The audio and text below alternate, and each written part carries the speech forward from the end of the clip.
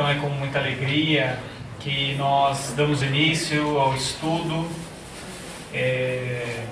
que acontece já há alguns anos nesta casa, sempre coordenado anteriormente pela doutora Marlene, com colaboradores da AME, colaboradores do Grupo Espírita Caibar Schutel. Nós entendemos que este ano vai ser um ano um pouco mais difícil, pelo fato da gente não contar com a experiência e a vivência e o conhecimento da doutora Marlene Nobre, mas os nossos sinceros agradecimentos a ela pelo estímulo e por sempre nos apoiar para que o curso, para que as aulas pudessem acontecer da melhor forma possível. O estudo desse ano foi uma ideia, antes do seu desencarne, da própria doutora Marlene Nobre, e a gente imagina que algum motivo tinha, e a gente acredita que também é pelo fato de que ao longo dos outros anos, os assuntos e os livros estudados nos deu um pouco mais de maturidade para que a gente se aprofundasse um pouco mais no estudo desse livro, que é bem complexo. Este ano, assim como os demais, mas principalmente esse ano, nós teremos a participação de muitos colegas que também farão as apresentações, como a doutora Thalita, a doutora Silvia, o doutor Marcelo, a Fernanda, o André Luiz, a doutora Elizabeth Nicodemos, a doutora Irvênia Prada, o nosso querido Maida. Então são esses corações que ao longo deste ano dividirão conosco esse espaço para estudo do livro, e a gente espera que todos nós possamos aproveitar da melhor forma possível. Bom, hoje nós vamos falar um pouquinho, né, como vai se estruturar o estudo ao longo do ano, e vamos tecer alguns comentários sobre a obra e o prefácio do livro Evolução em Dois Mundos. Bom, eu quis colocar essa frase aqui logo no início da nossa apresentação, porque acho que ela serve para todos nós refletirmos algumas coisas, né? Então, quando o servidor está pronto, o serviço aparece. Então, quando o servidor está preparado para estudar, quando o servidor está preparado para dar uma aula, quando o servidor está preparado para, enfim, ser útil de alguma forma, o trabalho aparece. Então, o trabalho, o serviço para todos nós, ao longo deste ano, às quintas-feiras, das 19 às 20, vai ser estudar a Evolução em Dois Mundos, né? Então, eu espero que a gente possa cumprir com o trabalho da melhor forma possível. Bom, e como é que vai se dar o estudo ao longo desse ano? Então, teremos aulas semanais, assim como nos demais cursos anteriores. Teremos mais colegas que contribuirão, né, nas exposições. Cada capítulo será abordado em uma aula. Nós entendemos que os capítulos, né, muitas vezes com alguns temas um pouco mais abrangentes, um pouco mais difíceis de serem abordados, nós vamos ter que ter uma capacidade de síntese, né, um pouco melhor, e obviamente passar aquilo da melhor forma possível, da maneira mais simplificada, porque tem temas ao longo do próprio livro que muitos de nós, né, também não temos o conhecimento, dado ao fato de que o livro aborda questões relacionadas à física, relacionadas à filosofia, à psicologia, e por aí vai. Então, por isso que outros profissionais vão se achegar nesse sentido. Bom, tentaremos fazer a linguagem mais acessível possível, a parceria entre AME e o Grupo Espírita Caibar Schutel, né? E obviamente é uma tarefa esta do Instituto de Saúde do Núcleo de Assistência Espiritual da AME, da qual represento hoje. Bom, como é que está dividido o livro, né? Então, se vocês pegarem um livro, vocês vão ver que nós temos a primeira parte e a segunda parte do livro. Muitos são os temas que o livro contempla, né? Então, nós vamos discutir ao longo deste ano temas relacionados ao fluido cósmico universal, ao corpo espiritual, o papel do corpo espiritual e a sua evolução nos dois lados do mundo, né? Do ser que está encarnado e desencarnado, a sua origem, a sua destinação, suas características, o papel dos pensamentos e dos sentimentos, né, que vão contribuir na estruturação, no refazimento desse corpo espiritual. Vamos entender um pouco melhor a questão do automatismo, da questão dos reflexos, das características celulares, bioquímicas, que não só permeiam o ser humano, mas também os outros seres vivos, e como isso, ao longo do processo filogenético, da origem dos seres, como isso se encadeia. Estudaremos um pouquinho sobre a questão das células do corpo espiritual, os mecanismos aí implicados na sua constituição. Estudaremos o papel do sexo e da evolução, o papel da hereditariedade, como acontece, né, alguns fenômenos aí que podem ser hoje explicados também pela ciência, o papel do metabolismo, o papel do cérebro e as partes que o constituem e suas respectivas funções,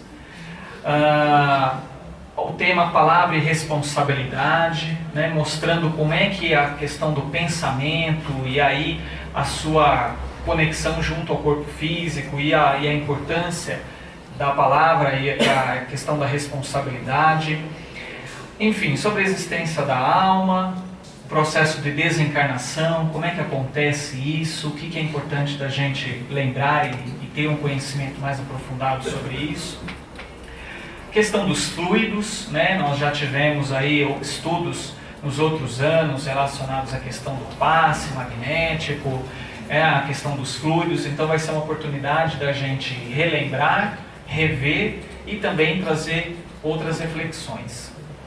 A questão da simbiose espiritual, do vampirismo, então as questões que envolvem o processo obsessivo, os mecanismos da mente, o papel da mediunidade, como acontece, enfim, sexo e corpo espiritual, alma, reencarnação, corpo espiritual e religiões. Então eu trouxe aqui, porque eu acredito que muitos de nós ainda não teve contato, então é importante a gente saber o que nós vamos estudar ao longo deste ano.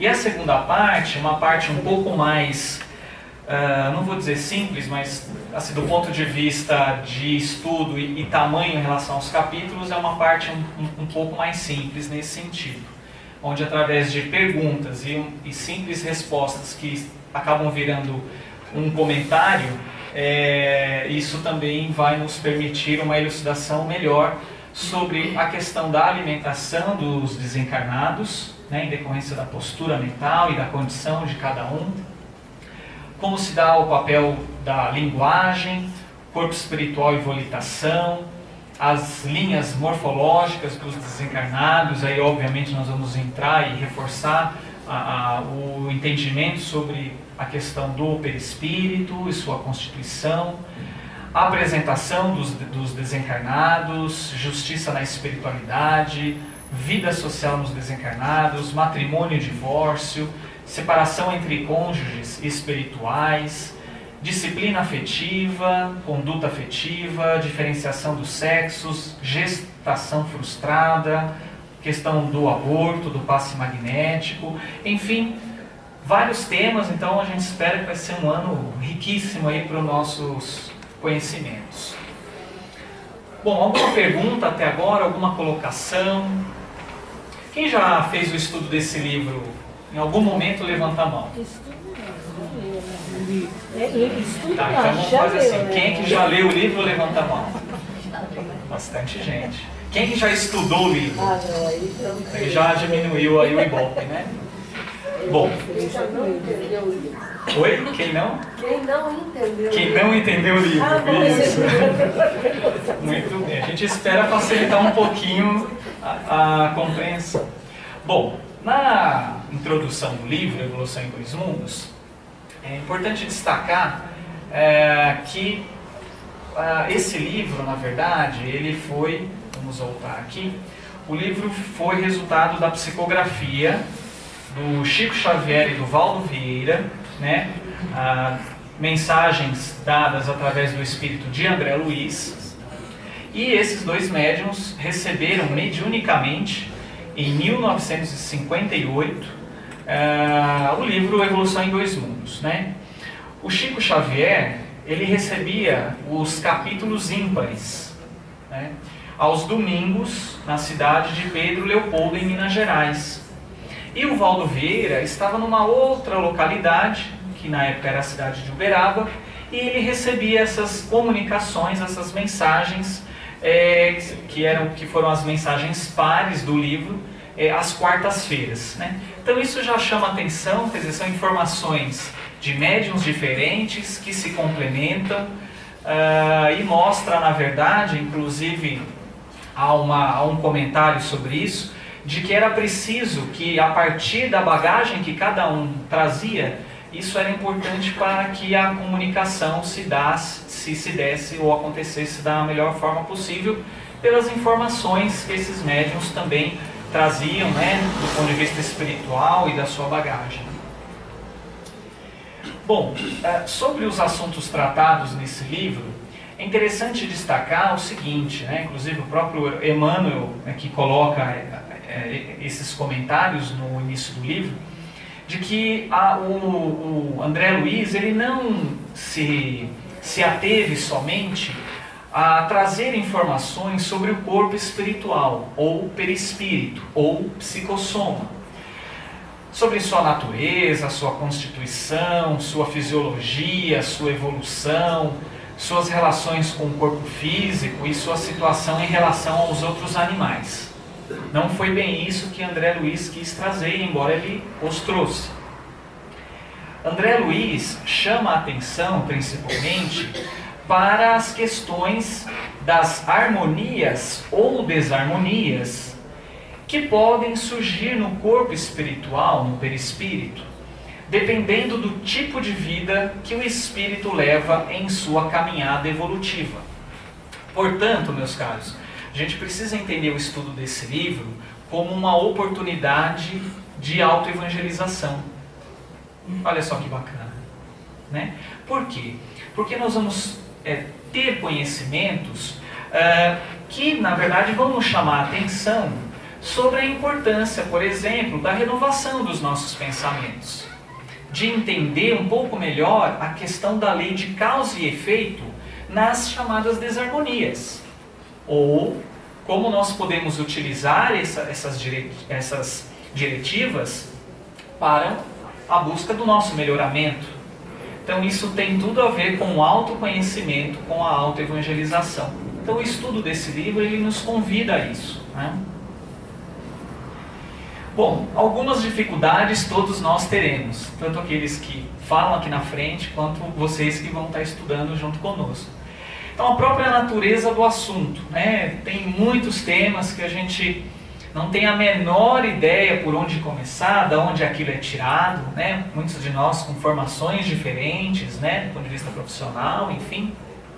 Então, obviamente, por isso a gente procurou agregar outras pessoas ao longo do estudo. Bom, há uma outra dificuldade é a variedade muito grande de informações que acabam por englobar praticamente todas as áreas do conhecimento. Então, aqueles diversos assuntos que eu comentei anteriormente.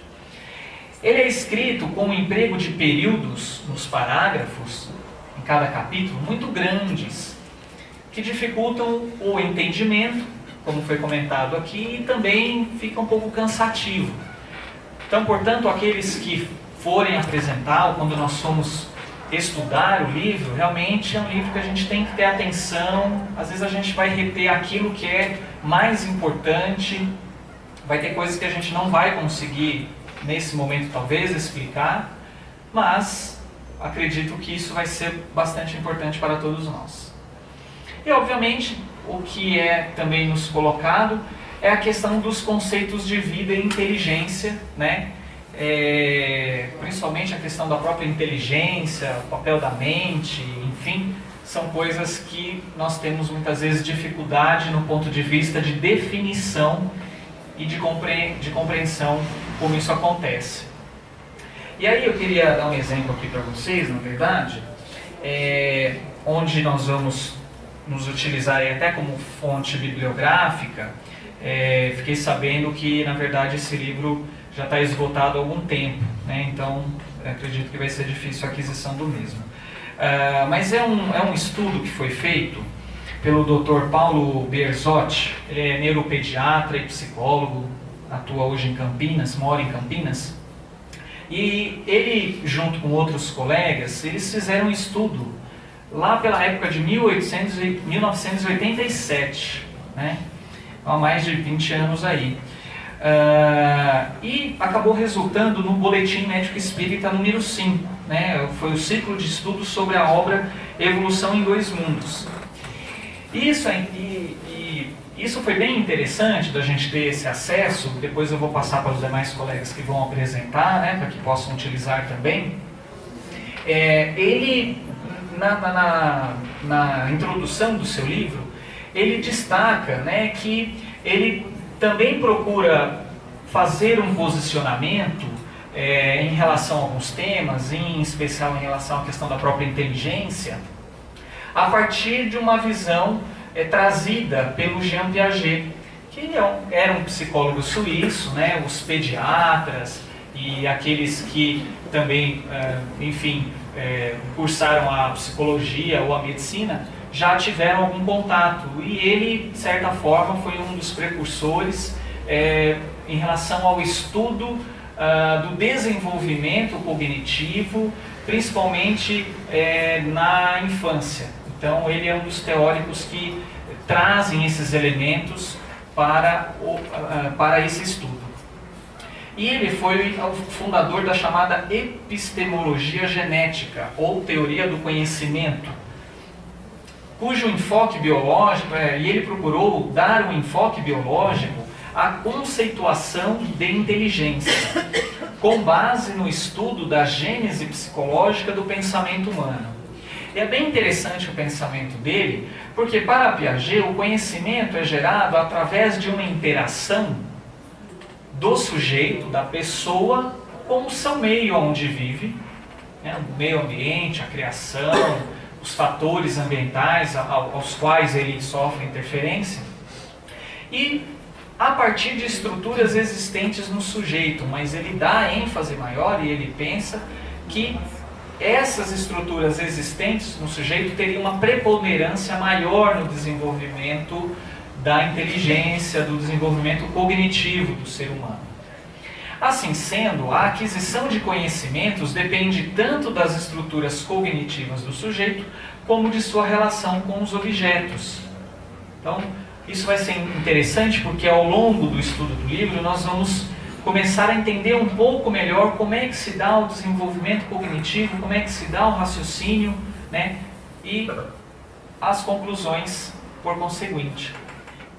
Então, a aquisição de conhecimento só ocorre mediante a consolidação das estruturas de pensamento. Então,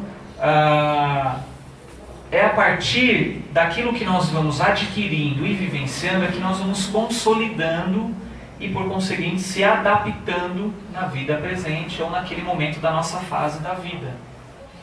E, portanto, sempre se dá após a consolidação do esquema que a suporta, da mesma forma que a passagem de um estágio a outro depende da consolidação e superação do anterior.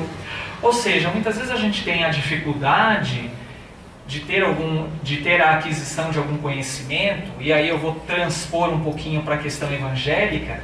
Nós temos muitas vezes a dificuldade de se adaptar ou se moralizar em decorrência daquilo que trazemos na nossa psique, daquilo que trazemos, aí ampliado pela visão espírita das reencarnações.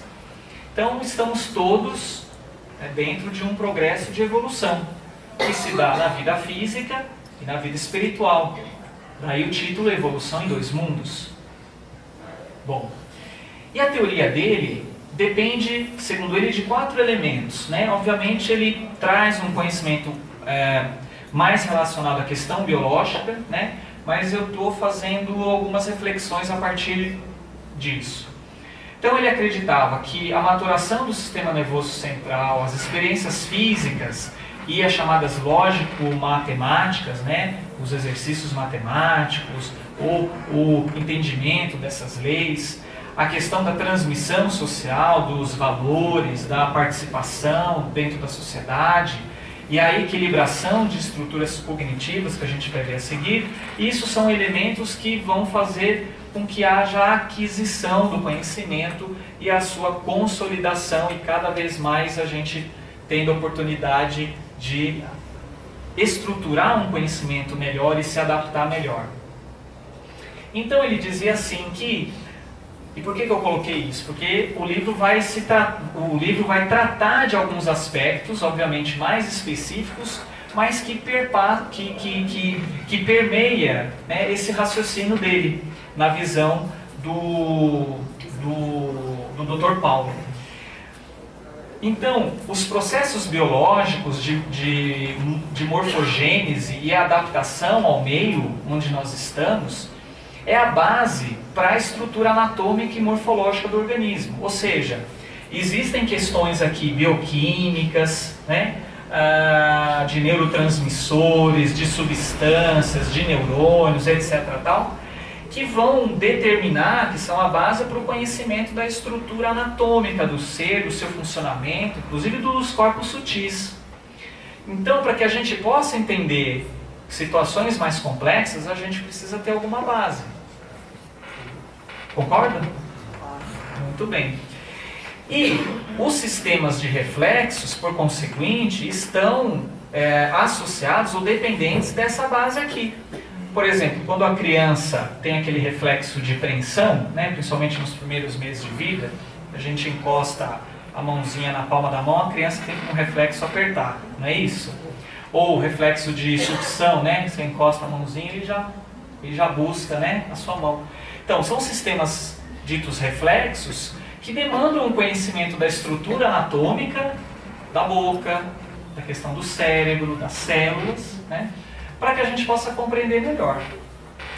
Assim como também os hábitos e as associações que permitem recombinar os hábitos entre si, quer dizer, que entra numa repetição, que entra num mecanismo, né, já mais de aderência àquele hábito, obviamente também vai depender de todos esses fatores aqui.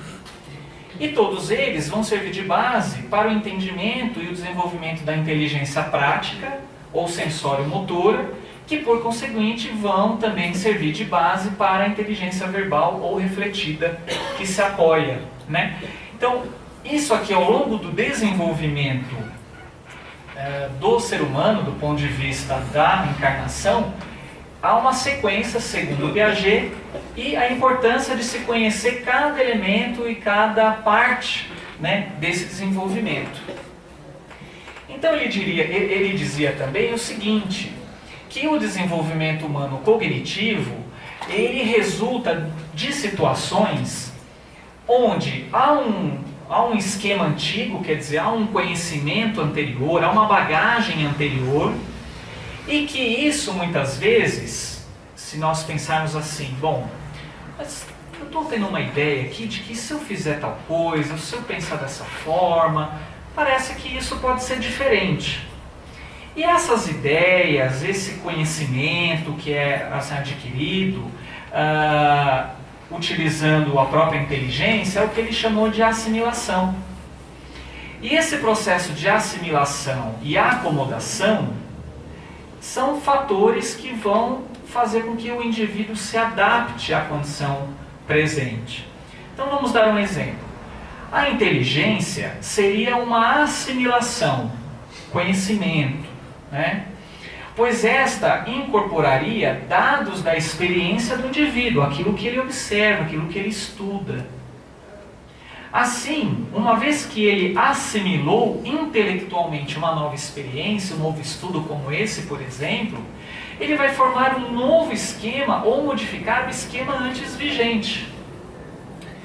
O que eu quero dizer para vocês é que a nossa capacidade de se adaptar e de evoluir passa pelo fato de que nós trazemos desequilíbrios. Olha que bacana isso. Todos nós temos algum desequilíbrio. Todos, porque senão nós não estaríamos aqui. Quais seriam esses desequilíbrios? É a nossa forma de agir, a nossa forma de pensar, as nossas atitudes, os nossos pensamentos e aquilo que está marcado no nosso corpo espiritual em decorrência daquilo que fizemos, de bom ou não bom, em outras encarnações. E à medida em que vamos reencarnando, desencarnando, encarnando, desencarnando, tanto no plano físico como no plano espiritual, nós vamos passando por processos de assimilação e acomodação. Essa transposição dentro da visão espírita não é do Jean Piaget. Eu estou partindo de um elemento sugerido pelo Dr. Paulo no livro para que a gente possa refletir junto sobre a importância desse entendimento de que vai ser através da assimilação ou de acomodação, e aqui a acomodação pode ser entendida na medida, né, em que o ser humano compreende o novo conhecimento e dele se apropria, passando a considerar aquilo como normal. Quer dizer, você se adapta, entra num certo equilíbrio. Então, obviamente, esse processo em nossas vidas, em nossas existências, isso está acontecendo frequentemente. Por isso que dizemos que com a desintegração do corpo físico e a sobrevivência do espírito, tudo vai continuar dependendo de como nós nos adaptamos na vida presente, dos valores que temos, daquilo que realizamos no bem ou no não bem. Bom, e também na introdução do livro, o autor espiritual, no caso André Luiz, e não é por acaso que isso é destacado no início do livro, ele deixa alguns conceitos de Allan Kardec. Conceitos esses que eu sugiro que todos vocês, ao chegarem em suas casas hoje, se tiver a disponibilidade do livro, que também pode ser conseguido inclusive até pela própria internet, né, faz o download, etc., vocês vão ler essa parte desses 5 conceitos que ele considera importante. E, na verdade, são conceitos que vão nos auxiliar para que a gente entenda e estude o livro. Então, olhem só. Ele coloca aqui, né, a questão que está um item, né, uma frase que está na questão 194 de O Livro dos Espíritos. A marcha dos espíritos é progressiva, jamais retrógrada. A gente nunca volta atrás na questão do conhecimento, na questão dos valores, daquilo que nós conseguimos aprender enquanto espíritos, né? Há sempre um processo de evolução. No conhecimento do perispírito está a chave de inúmeros problemas até hoje insolúveis. Seja do ponto de vista da saúde, físico, mental, seja do ponto de vista da estruturação da sociedade, ou como o indivíduo se insere, enfim, várias outras reflexões nós podemos tirar a partir do estudo do perispírito, processo de mediunidade e por aí afora, né? Questão do desencarne. O Espiritismo, isso está em O Livro dos Médiuns. Veja que cada parte, cada citação está em um livro do Pentateuco. Isso também é uma coisa que chama a atenção, né? Ou seja, ele quis mostrar que em todas as obras de Kardec há conceitos que são importantes e que nos auxiliarão no estudo do livro, né? E que o livro, de certa forma, também vai trazer um maior esclarecimento sobre eles. O Espiritismo mostra que a vida terrestre não passa de um elo harmonioso e magnífico conjunto da obra do Criador. De que acima de nós há um Deus bom, um Deus justo, um Deus misericordioso, o arquiteto maior do nosso universo. No intervalo das existências humanas, o espírito torna a entrar no mundo espiritual, onde é feliz ou desventurado segundo o bem ou mal que fez. Olha a lei de ação e reação aí. Olha como isso pode influenciar o próprio perispírito, que por conseguinte é influenciado pela questão da mente, dos pensamentos, né? E aí, por fim, ele cita um trecho do capítulo 1 no item 16 da Gênesis, o Espiritismo e a ciência se completam reciprocamente. A ciência sem o Espiritismo se acha na impossibilidade de explicar certos fenômenos que só pelas leis da matéria. Ao Espiritismo, sem a ciência, faltaria um apoio e comprovação. Então é importante essa aliança entre Espiritismo e ciência. E cada vez mais, e esse é um dos papéis que as AMES cumprem, é de procurar utilizar-se da ciência na investigação dos assuntos que o Espiritismo nos revela, bem como também é uma oportunidade para que a gente possa trazer algumas reflexões para o nosso processo de autoevangelização e de renovação íntima, né, que é o objetivo primordial. Então Emmanuel também faz uma anotação dirigida aos leitores, né? Então, ele diz que, em relação ao perispírito, o André Luiz não se propõe traçar esse ou aquele estudo mais aprofundado, como dissemos anteriormente, fazendo a discriminação dos princípios que o estruturam, com o fim de equacionar debatidos problemas da filosofia e da religião. Ele não veio dizer, olha, isso é assim, isso é assado e pronto, acabou. Muito pelo contrário. Também é preciso entender que essa questão do estudo do perispírito ou da sua denominação não se origina com a doutrina espírita, né?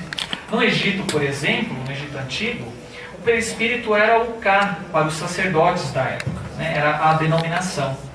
Na Grécia era chamado de Eidolon, na evocação das Sibilas.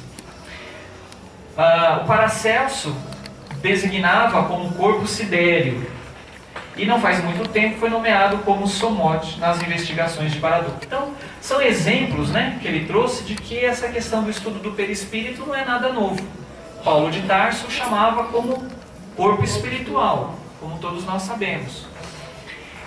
André Luiz, porém, busca apenas acordar, isso é Emmanuel falando, busca apenas acordar em nós a noção da imortalidade, principalmente destacando-a aos companheiros encarnados, qual forma viva da própria criatura humana, presidindo, com a orientação da mente, o dinamismo do casulo celular, em que o espírito viajor da eternidade, através das reencarnações e da ocupação e da habitação de diversos mundos, se demora por algum tempo na face da Terra, em trabalho evolutivo, quando não seja no duro labor da própria regeneração, né? na restituição dos seus débitos.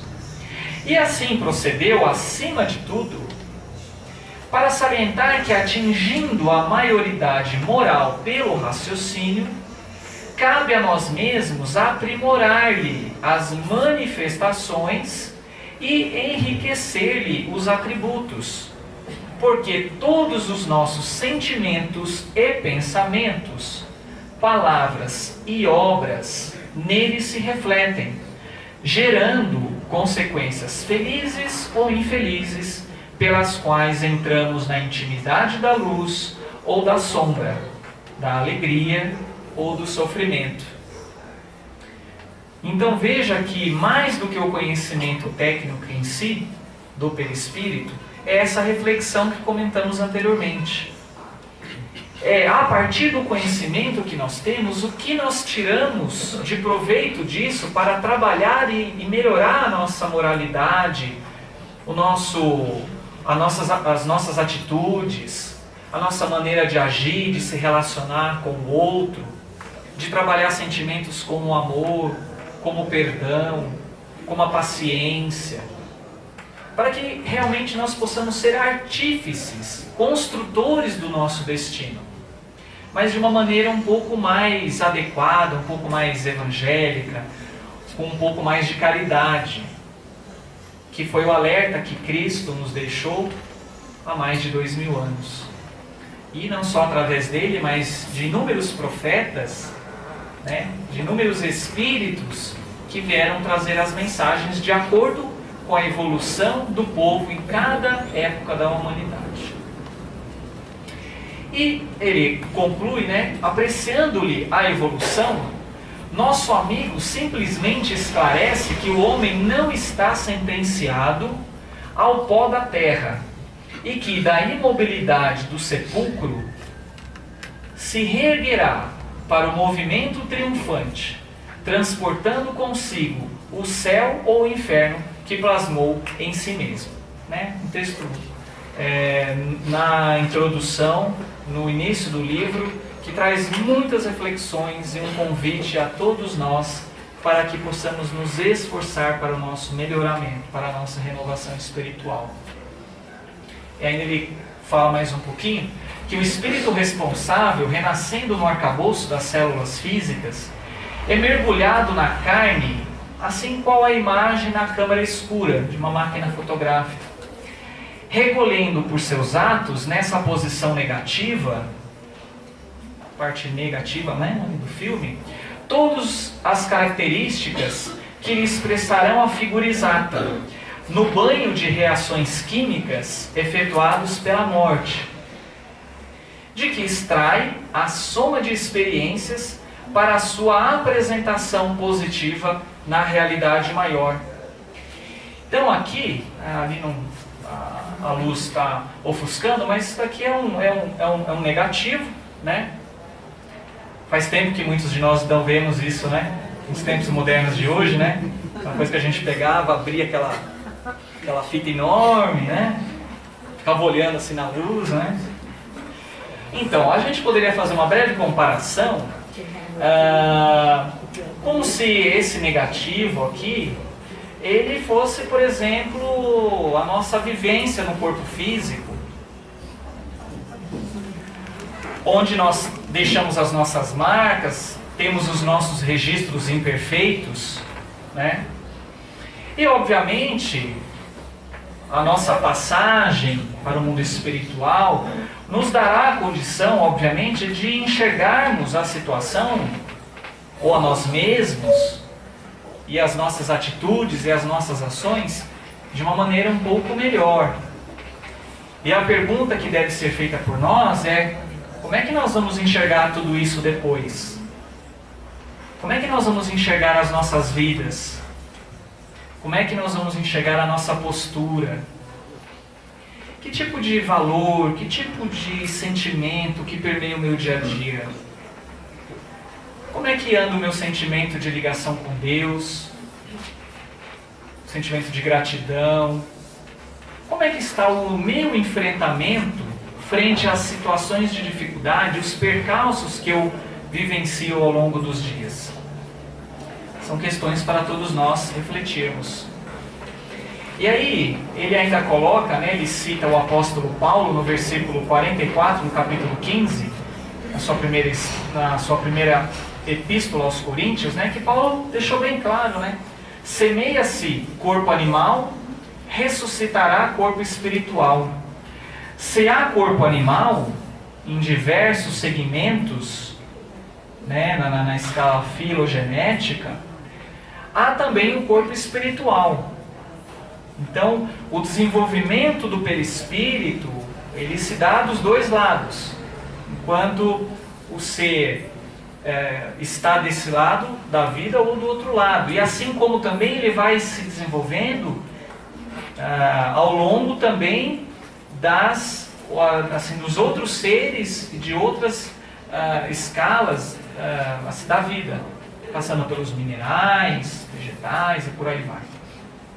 Bom, o verbo semear, então, nos dá a ideia da evolução filogenética do ser e dentro dela o corpo físico e o corpo espiritual como veículos da mente em sua peregrinação ascensional para Deus. Então, Paulo já nos trouxe uma reflexão disso há muito tempo. E é para semelhante verdade, conclui Emmanuel, que André Luiz nos convida à atenção, a fim de que por nossa conduta reta de hoje possamos encontrar a felicidade pura e sublime ao sol de amanhã. Bom, eu gostaria de ler, acredito que se eu colocasse algumas palavras ou alguns temas, ou alguns trechos, eu acho que o raciocínio, a ideia e a vibração daquilo que foi exposto pelo André Luiz como nota ao leitor ficaria prejudicado. Então, como temos alguns bons minutos, eu vou ler para que todos possam refletir um pouquinho sobre as palavras dele. Essa nota ao leitor se deu através de uma psicografia em Uberaba, né, então através do Valdo Vieira, em 23 de julho de 1958. E a nota é a seguinte: ajustadas a supremo conforto, no oceano das facilidades materiais, não se forram, não se protegem ou se poupam as criaturas humanas contra os pesares da solidão e da angústia. E aí eu coloquei uma figura aqui, porque ele vai utilizar a figura do navio, a figura do mar, para trazer algumas reflexões. Nesse navio prodigioso, a que chamamos civilização, estruturado em largueza de conhecimento e primor de técnica, de estrutura, de conhecimento, né, de desenvolvimento, instalam-se os homens. Então, fazemos parte da civilização, estamos lá no navio, demandando o porto que já alcançamos pelo impulso da morte. O porto é a vida espiritual. Contudo, isso não impede que regressemos ao bojo da nave, imponente para alertar o ânimo dos viajores, nossos irmãos, com passaporte imprescritível para o mesmo país da verdade, que é o mundo espiritual. Então, os espíritos vindo do mundo espiritual, junto à civilização, ao navio, né? Já que vai ser o destino de todos nós. E que nos espera, quanto ontem nos aguardava os espíritos, André Luiz, por exemplo. E voltamos porque a suntuosidade da embarcação não está livre do nevoeiro da ignorância, a lhe facilitar a incursão entre os rochedos do crime, nem segura contra a violência das tempestades que lhe convulsionam a organização e ameaçam a estrutura. Realmente, dentro dela atingimos luminosa culminância no setor da cultura, em tudo que tange à proteção da vida física.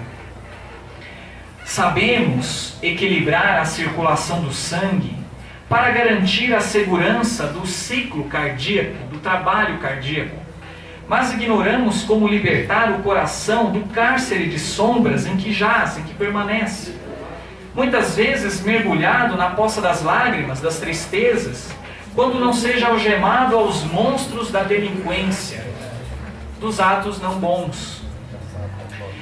Identificamos a neurite óptica, que é uma doença do nervo ocular, com a eliminação progressiva dos campos visuais.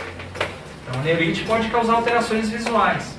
E medicamos-la com a vantagem possível na preservação dos olhos, para que continuemos enxergando.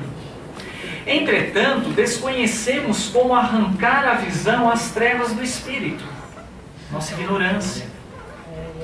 Ofertamos braços e pernas artificiais aos mutilados. Contudo, somos francamente incapazes de remediar as lesões do sentimento.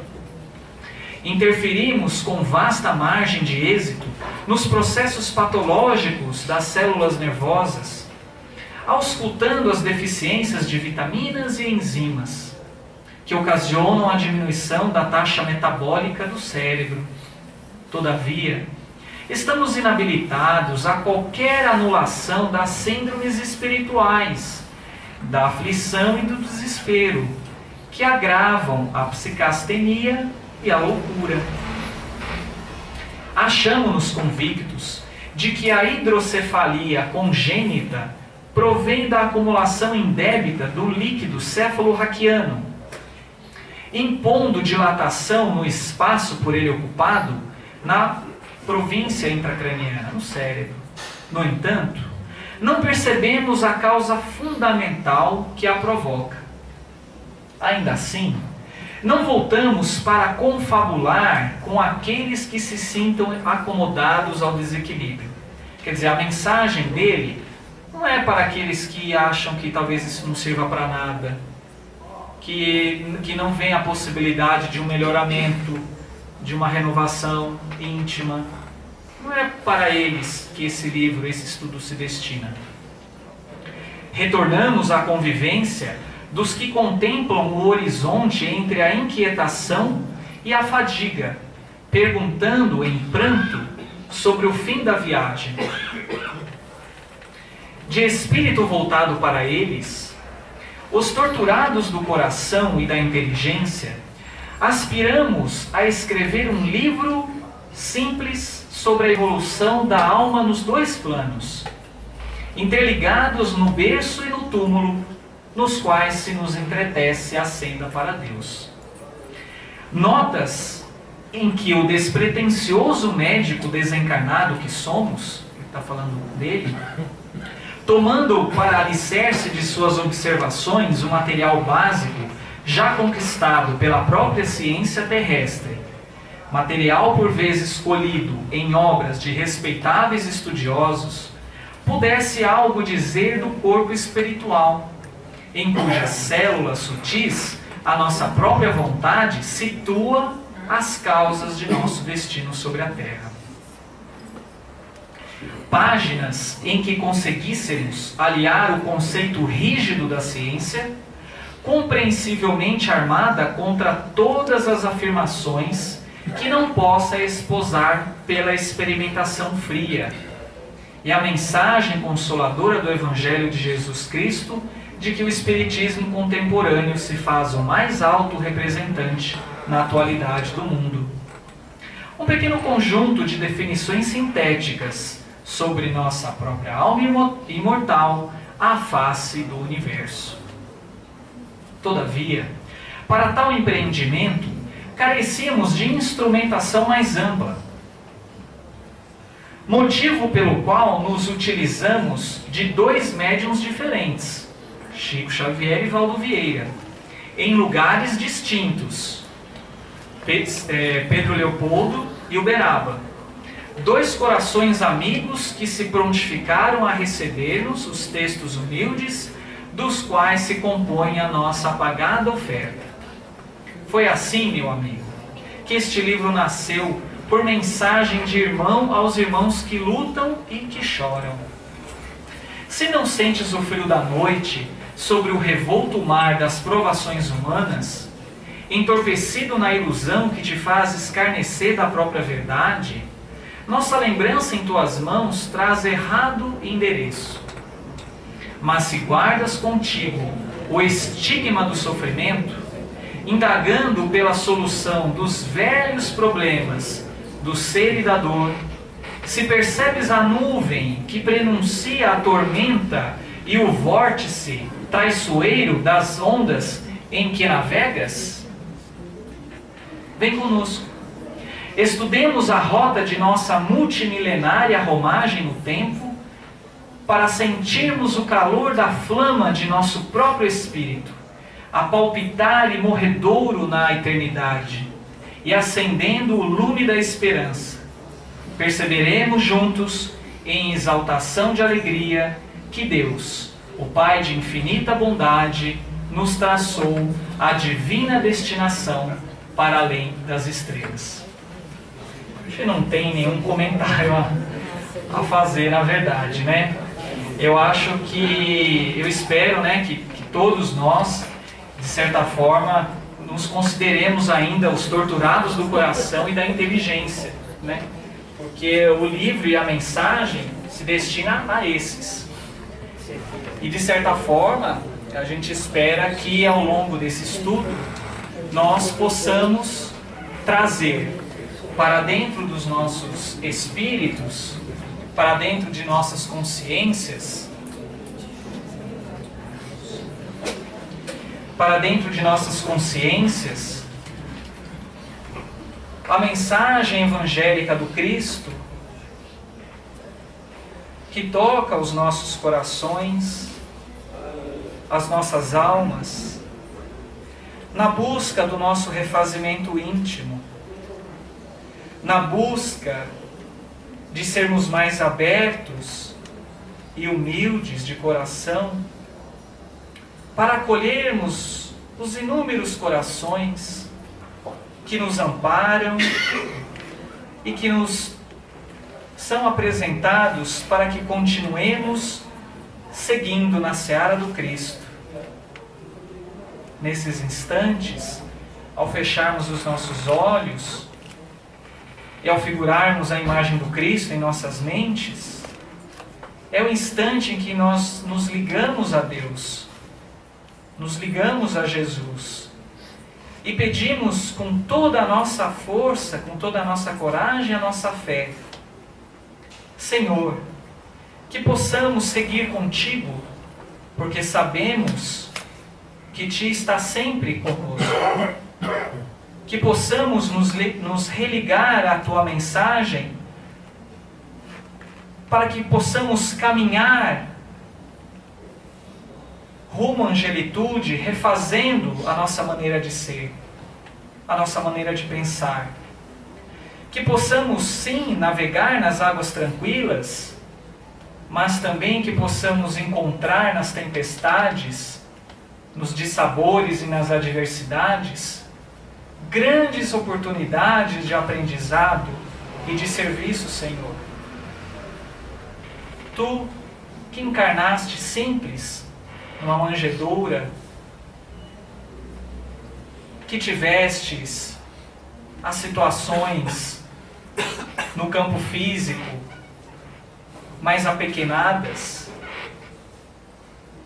mostrou para nós, através da grandeza do Teu Espírito, o quanto todos nós podemos ser luzes nesta humanidade que caminha neste navio chamado civilização planetária, que não envolve somente nós, seres encarnados, mas aqueles também que já passaram para o outro lado da vida.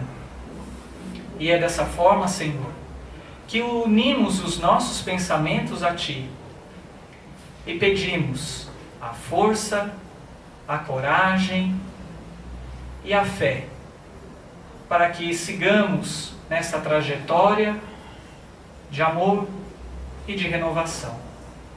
Que Jesus nos abençoe, hoje, agora e sempre. Só um minutinho, pessoal. 3 avisos. Primeiro, não haverá trabalho sábado. Segundo, almoço na creche dia 12. Primeiro almoço sem a presença física da doutora Marlene. R$25 com direito a um refrigerante. O prato principal é frango ao molho madeira, farofa, aí 8 tipos de salada, os doces inclusive diets, o bazar do Clube de Mães, o bingo, e eu não sei se vai haver venda de livros, mas se tiver, haverá, tá certo? E o terceiro aviso: quem puder contribuir para a campanha do leite em pó, não precisa ser das marcas líderes, tá? Saquinhos de 200 ou 400 gramas, desde que seja integral, tá bom? Vamos trabalhar. E boa Páscoa a todos.